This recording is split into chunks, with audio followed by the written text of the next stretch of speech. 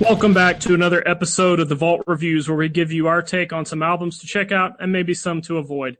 I'm one of your hosts, Zan Morning. You can hit me up on Twitter at Zan Morning, ZanMourning. And Brent's with us again today to be our co-host on a very interesting album, which I'll get into in a minute. But Brent, introduce yourself, or you got anything to say? Not a whole lot. Just, living the dream. Just living the dream. Living the dream, reviewing albums. That's right, baby. That's what it's all about. And before we get started, this album just debuted at number 1 on the Billboard 200. What do you got to say about that, Brent? Honestly, woohoo for us actually getting an album that isn't like 20 years old to review. Well, it's a rock band. It's a modern rock band at number 1. Yeah, that's actually, because I remember it doesn't seem that long ago we were talking about how like bands that sold like 1,000 in like a month, we were like, wow, that's selling really good, even though we were like, 3 of them. Right, yeah. So we'll just jump into this. Dark Before Dawn by Breaking Benjamin.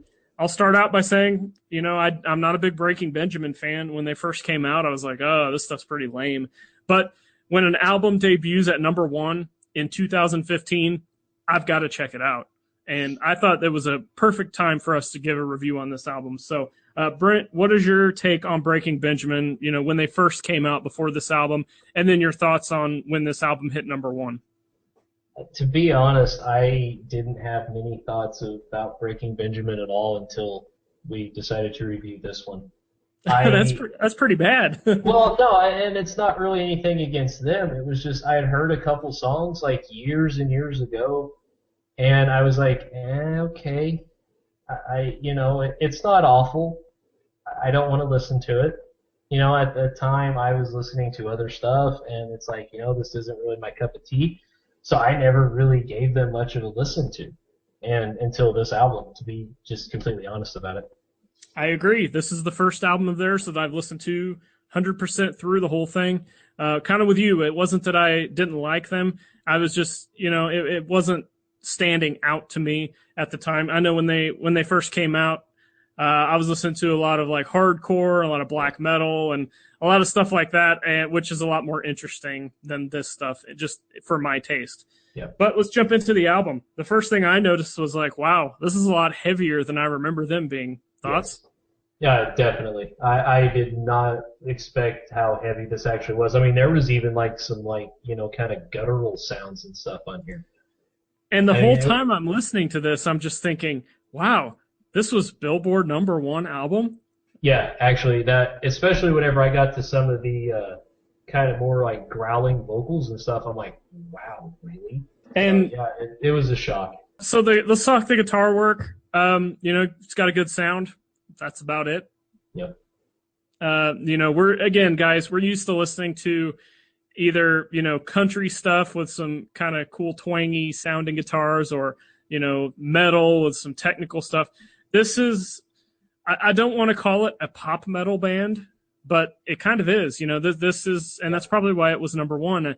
It has the pop digestion, if you will, because it's easier to listen to. It doesn't have to be technical. It is pretty heavy, though. So, if you're just like kind of a good groove and you like that heavy guitar, this is the album for you. Any thoughts on the guitar work?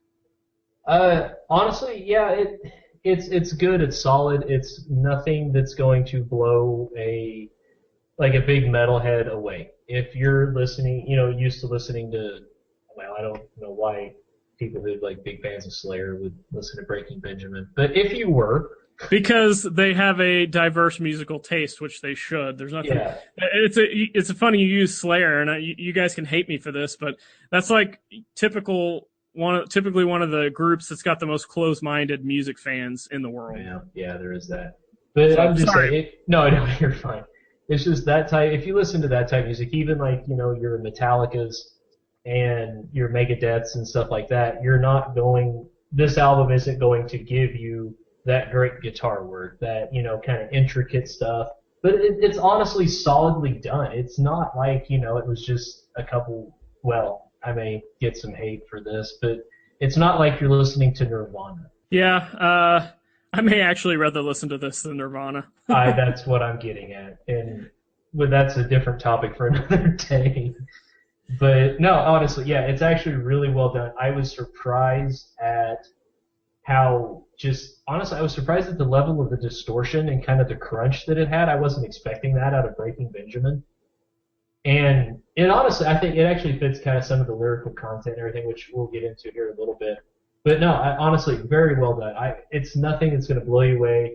There's no big, huge technical solos. I don't even think there is a solo on this. Well, and speaking of that, that kind of brings me to this question. Did this kind of feel like a new metal album to you, or did this feel like something kind of totally different, maybe more of like just the pop metal? It's an interesting dynamic. It actually really is. I hadn't honestly given it a whole lot of thought. Honestly, well, to tell you the truth, actually, this actually reminded me of, and I cannot remember the name of the album, but there was a Funeral for a Friend album that came out like a few years back. Mm-hmm. And the music from the Funeral for a Friend's a little bit better stuff, but the mix actually is really reminded me of that, which, I guess I guess you'd call them a little bit kind of the late new metal type stuff. But it kind of actually reminded me of Funeral for a Friend a little bit. Does that make any sense? Maybe it was just I see what you're saying. Yeah, putting it that way, it's pretty similar.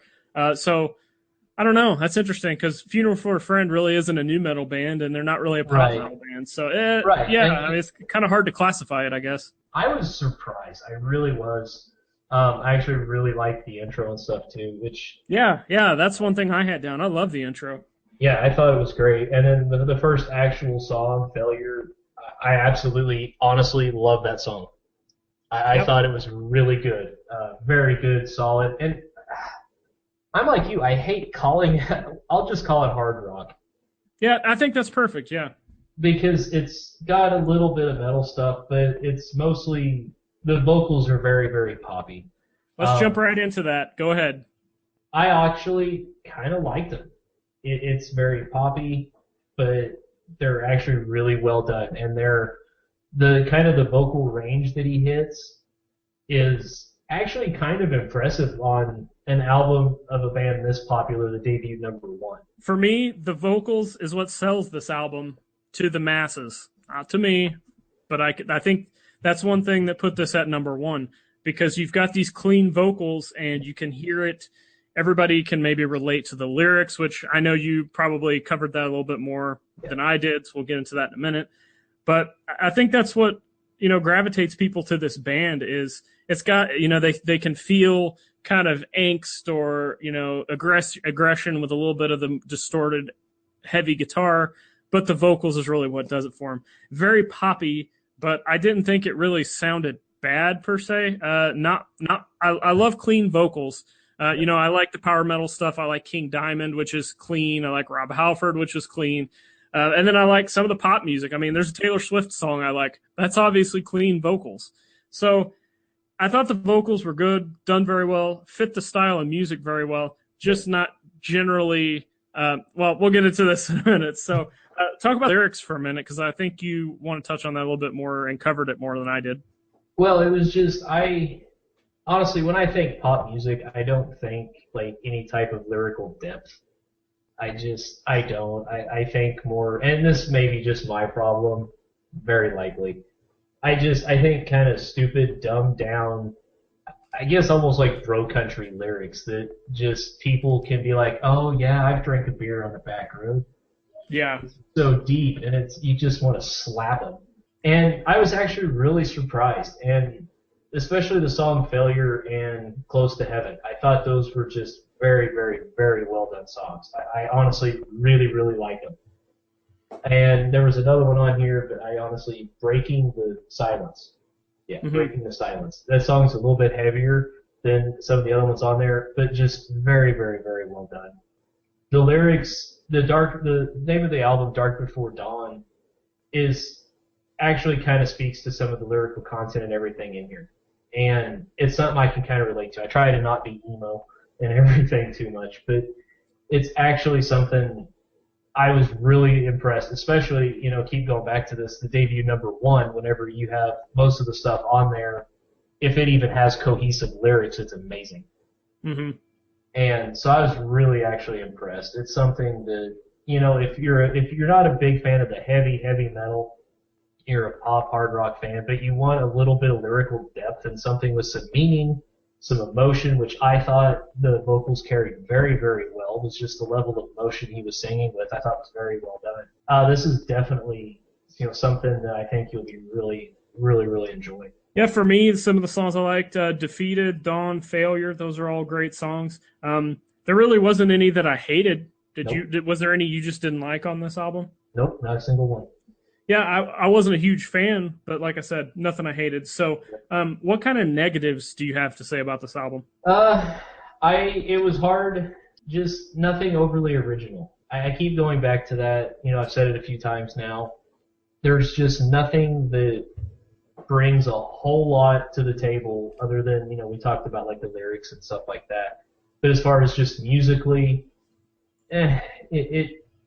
honestly, it was heavier than I thought it would be. It was well done, but there's just not enough to really, I think, kind of propel the band up into, really high echelons, or I guess one way of saying it.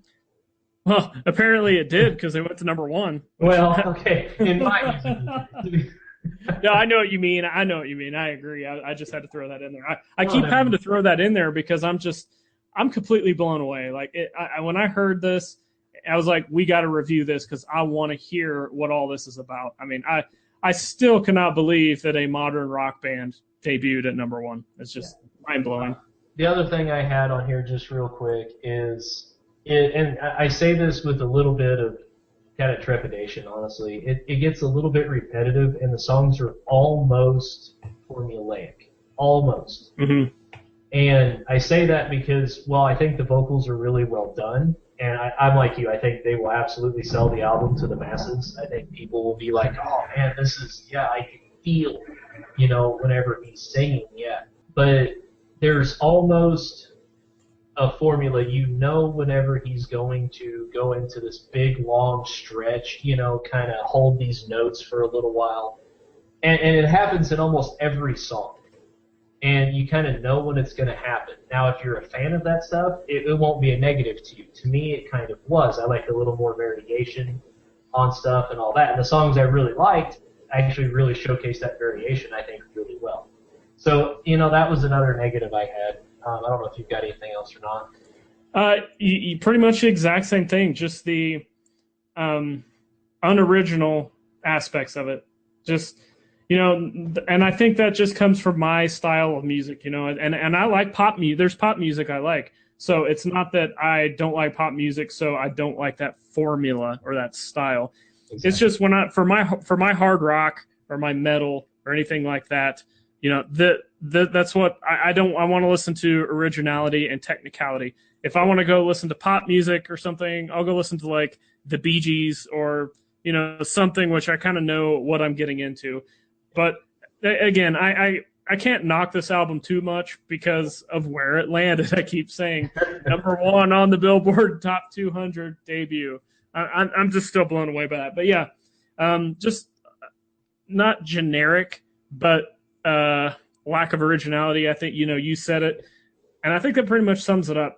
And it wasn't that every song sounded the same. Right. It was just that it had that same kind of tone, and I was like, okay, I know I'm going to get a basic riff. I know the vocals are coming in here and here. They're going to change here, like you said. So that's pretty much it. Anything else you want to touch on the album before we get to the rating? No, honestly, I think we've talked about it pretty well. All right, so the Vault star rating, 1 star being the worst, 5 stars being the best. What do you give this album? I'm going to give it a good solid 3.5, and it could actually stretch to a little bit more. I'm going to listen to this album actually some more. There's a few songs on here that really stuck with me that I really enjoyed. But I think overall, a 3.5 is a very solid score for it. I'm going to give it a 3.5 as well. I would have probably put it at a 3, maybe 2 3/4 or a 3, but I've got to give it an extra half a star because once again, being rated that high, I'm completely blown away. I mean, how long has it been since we've seen a rock album? And that could be any rock. It could be emo, screamo, death metal, Blink-182. I don't know. It could be anything. But how long has it been since we've seen a rock album number one?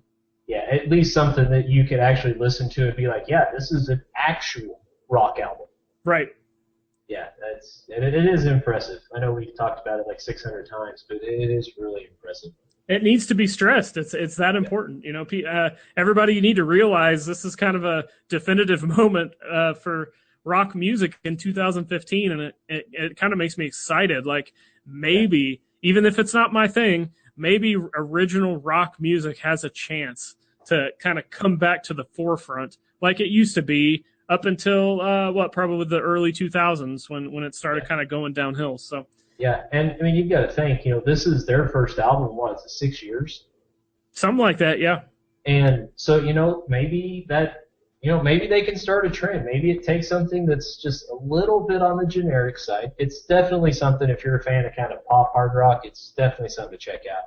But maybe it takes something like this for other bands to be like, well, hey, maybe we can do this. And then you start maybe getting some more originality. And who knows, maybe we'll see something just really great, on the charts sometime. Maybe I'm just being hopeful. I don't know. No, I mean you're probably right, and it's another thing to say about this band. This music is not popular right now. I mean, No. for them to come out with a new album in an era that's dominated by bro country or pop country, however you guys want to say it, hip hop's still dominant, and a lot of dance, pop, electronic music kind of stuff. So for a rock band to kind of come out and say, hey, we're going to do what we did several years ago, we're going to kind of stay true and put out some new material, and all of a sudden it's number one, that's saying something. So I don't care if you're one of those closed-minded Slayer fans, nothing against Slayer, just saying the fans, very closed-minded, most of them. Or if you're a Nickelback fan or Florida Georgia Line or Taylor Swift, I don't care. Give this album a shot. I mean, it's number one for a reason. And it maybe, who knows, maybe this is going to be the gateway to rock music for you. Maybe you've never heard rock music before. I think this is a perfect album. Would you say the same thing? Yeah, I agree. If you're new to, just even a little bit heavier stuff, yeah, it's definitely something that I think would be worth checking out. But honestly, I've got to say, you said Nickelback fans. Is there actually such a thing? There is, believe it or not. I have personally witnessed. I'm not going to mention names, but there's been people that I've saw headbanging in parking lots before concerts to Nickelback. Like, and not joking either. Like, they seriously liked it. Wow. That's, I don't know what to say, but so Breaking Benjamin, number one. Yeah, that's all we got to say to that. Yeah. Has Nickelback ever been number one? I don't know. I don't think so. I think Nickelback always likes it number two. All right. Well, with that, we're going to close the show. Send us hate mail if you're one of those Slayer fans or Nickelback fans. Or Nickelback fans or Florida Georgia Line or anything else we alienated. Or if you want to just send us an album to review or what this album meant to you or your opinions on anything. TheVaultMusic1@gmail.com. You can send us a tweet at TheVaultMusic1. Follow us, retweet us. Check us out on Facebook, facebook.com/TheVaultRVWS. We're on Podomatic. We're on YouTube. It's probably where you're checking us out right now. We're on Instagram and Periscope. I'm on Periscope anyway, and I share a lot of music and Vault stuff. So with that, we're going to sign off until the next review. Thanks for listening. See you later. Peace.